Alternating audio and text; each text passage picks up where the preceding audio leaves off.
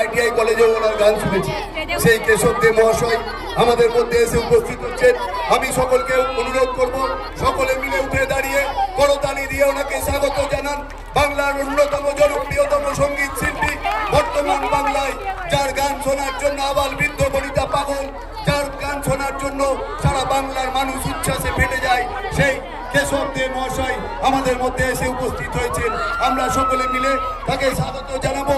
আমি সকলকে অনুরোধ করছি হাততালি দিয়ে আমাদের জনপ্রিয়তম সঙ্গীত শিল্পীকে আপনারা সকলে সম্মান জানান, স্বাগত জানান।